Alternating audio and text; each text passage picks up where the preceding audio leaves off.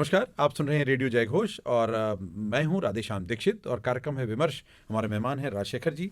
नाम के अनुरूप और युवा होने के साथ साथ में आप नाबार्ड की एक महत्वपूर्ण इकाई है नैब किसान, उसके एक ऑफिशियल हैं। पूरे उत्तर प्रदेश में आप कार्यरत हैं और किसानों को लाभ पहुंचाने के लिए जो एफपीओज़ की संरचना बनाई गई है, उन एफपीओज़ को कैसे क्रेडिट लिंकेज के जरिए सपोर्ट दिया जाए और उनके सपोर्ट के साथ में उनके उन्नयन में मदद की जाए, इस पर काम कर रहे हैं। आपको बहुत बहुत स्वागत राजशेखर जी। ये बहुत महत्वपूर्ण अवसर है। रेडियो जयघोष की कोशिश है कि समाज के सभी वर्गों तक हम पहुँचें और उनके विषयों को हम चर्चा के माध्यम से उनके समाधान की दिशा में लेकर जाएँ। राजशेखर जी, क्या है नैब किसान? सबसे पहले तो यही बताएँ। सभी को मेरा नमस्कार, आपको और जय घोष की टीम को और सभी किसान बंधुओं को नव वर्ष की ढेर सारी बधाई।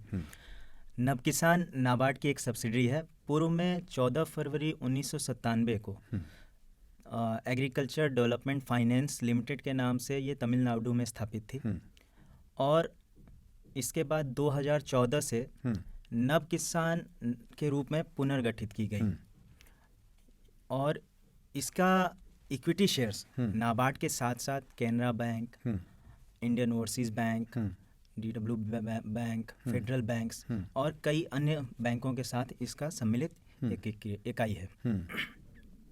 इसके अलावा हम 22 राज्यों में कार्य कर रहे हैं और उत्तर प्रदेश में नव किसान 2019 से कार्यरत है।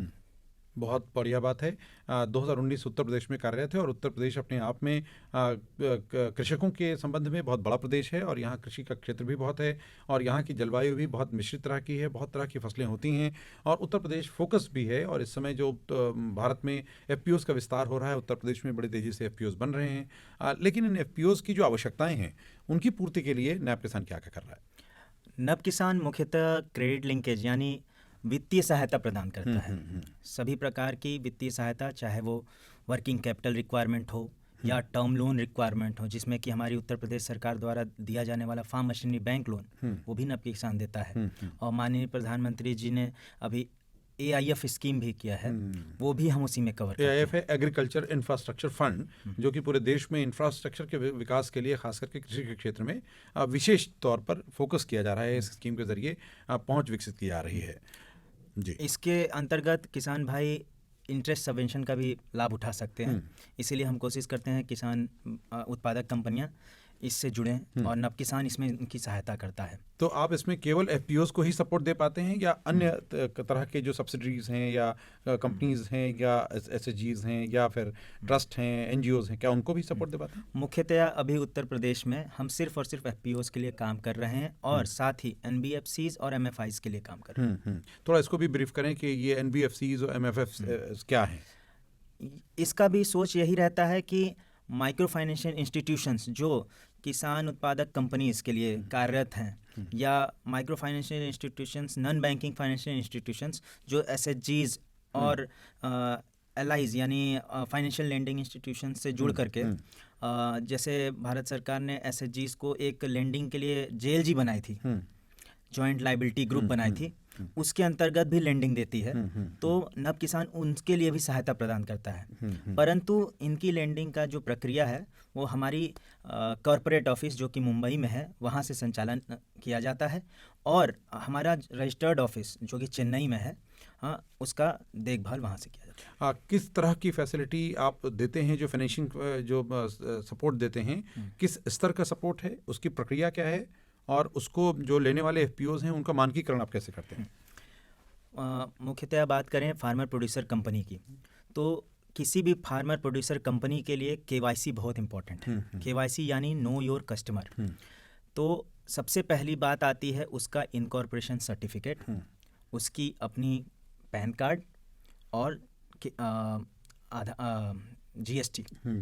कई बार ऐसा होता है कि कई कंपनियां बोलती हैं कि सर मेरा 40 लाख का टर्नओवर नहीं है, तो हम उस कंडीशन में उसको नहीं देखते हैं। दूसरी चीज़ आती है कोई कंपनी 6 महीने पहले बनाई गई हो लेकिन एक ऑडिटेड बैलेंस शीट होनी चाहिए, उसके आधार पर काम हो सकता है। हाँ। तीसरा उसका नेटवर्थ, यानी कोई भी किसान उत्पादक कंपनी अपना नेटवर्थ अपने बैलेंस शीट में देख करके जांच कर सकती है। इसके लिए सिर्फ और सिर्फ आपको देखना होता है शेयर कैपिटल और रिजर्व। अगर कोई कंपनी नई बनाई गई है तो उसका रिजर्व कुछ नहीं होता है। रिजर्व कुछ नहीं, वो आपके पूर्व में होने वाले लाभ अंश को रिजर्व में डाला जाता है। तो यानी कि कंपनी के पास रहने वाला सरप्लस और तथा अपने शेयर धारकों द्वारा गठित की गई शेयर कैपिटल ही उसकी नेटवर्थ होती है। उसके आधार पर जी आप उनको सपोर्ट देते हैं। जी, लेकिन ये ध्यान रखें कि ये अमाउंट नेगेटिव नहीं होनी चाहिए और ये शेयर कैपिटल 2 लाख से ऊपर होना चाहिए। शेयर कैपिटल किसी भी एफपीओ का अगर 2 लाख से ऊपर है, ये उसकी आर्थिक स्थिति है और साथ में कम से कम एक balance sheet, audited balance sheet होनी चाहिए और कम से कम उनके पास 200 किसान होने चाहिए न्यूनतम, और कम से कम 6 महीने पुरानी रजिस्टर्ड ऑर्गेनाइजेशन होनी चाहिए। और साथ में ये भी ज़रूरी है कि वो बुनियादी जो पर्यवेक्षण है उन शर्तों पर भी फिट बैठती हो। बिल्कुल, इसके शर्तें भी बताने की कष्ट करेंगे। जैसे इसमें सबसे इम्पोर्टेंट ये होता है कि आप जो व्यापार के लिए ले रहे हैं, सपोज कीजिए आपने वर्किंग कैपिटल के लिए लोन लिया, तो आपका कहना है कि हम खरीदी के लिए लेंगे, तो आपके पास मंडी लाइसेंस होना चाहिए। या आप कहें हमें इनपुट यानी फर्टिलाइजर, सीड्स, पेस्टिसाइड्स के लिए लेना है, तो आपको इनके लिए भी लाइसेंस की आवश्यकता है। तो हमारी कोशिश होती है कि इस तरीके के मानदंडों को पूरा किया जा रहा हो। और सबसे इम्पोर्टेंट जो हमने उत्तर प्रदेश में कई बार देखा है, कई कंपनियों में सीईओ नहीं होते, जबकि ये एमसीए यानी मिनिस्ट्री ऑफ कॉरपोरेट अफेयर्स के द्वारा बताई गई सबसे इम्पोर्टेंट एक नॉर्म्स है कि हर एक कंपनी के पास में कंपनी के गठन के बाद 200 दिन के भीतर एक सीईओ का चयन हो जाना चाहिए। तो यह सुनिश्चित करें कि आपके पास में एक सीईओ कार्यरत हो और यह ध्यान दें कि कोई भी निदेशक किसी कंपनी का अगर शेयर धारक है, यानी 2 तरीके के निदेशक होते हैं, एक इंडिपेंडेंट और एक जो शेयर धारक है वही डायरेक्टर बन रहा है, तो ऐसी कंडीशन में अगर अंश धारक यानी शेयर धारक है तो वो सीईओ नहीं बन सकता। यह ध्यान रखने वाली बात है, क्योंकि सीईओ एक एम्प्लॉई होता है। ये कई बार एक त्रुटि दिखती है हमें, और डायरेक्टर एक ओनर है किसी कंपनी का, ये कंप्लायंस है।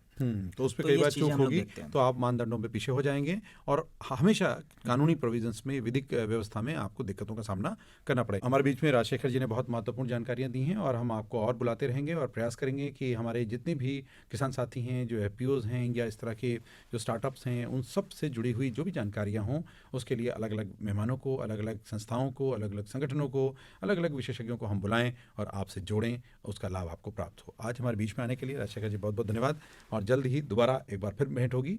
और आप सब ने क्या समझा, क्या जाना और कितना इसका उपयोग किया है, इसका फीडबैक के तौर पर अगर आप इस वीडियो के कमेंट बॉक्स में आप डालेंगे तो हमें उसकी जानकारी मिलेगी। साथ ही हमारा मोबाइल ऐप डाउनलोड करना कतई ना भूलें। आप किसी भी लिंक से सुन रहे हों लेकिन मोबाइल ऐप डाउनलोड कर लेंगे तो उसमें सारे वीडियोज़ भी आपको मिलेंगे, हमारे ऑडियो रिकॉर्डिंग के पॉडकास्ट भी मिलेंगे। आप उसमें अपना फीडबैक भी रिकॉर्ड करके हम तक भेज सकते हैं और हम आपकी प्रतीक्षा में, आपके फीडबैक की प्रतीक्षा में रहेंगे। और जो अच्छे फीडबैक होंगे, जो अच्छे प्रयास होंगे, हम ये भी कोशिश करेंगे कि आपको स्टूडियो बुलाएं और आपको ऐसे अच्छे प्रयास करने वालों के साथ एक साझा मंच उपलब्ध कराएं। बहुत बहुत धन्यवाद हमें सुनने के लिए। आपका भी आभार और हमारे श्रोताओं को, हमारे जयघोष के यूट्यूब प्लेटफॉर्म के दर्शकों को भी बहुत बहुत आभार। आप यूँ ही देखें, पसंद करें, लाइक करें, शेयर करें, सब्सक्राइब करें और जल्द मिलते हैं दूसरे मेहमान के साथ फिर विमर्श में।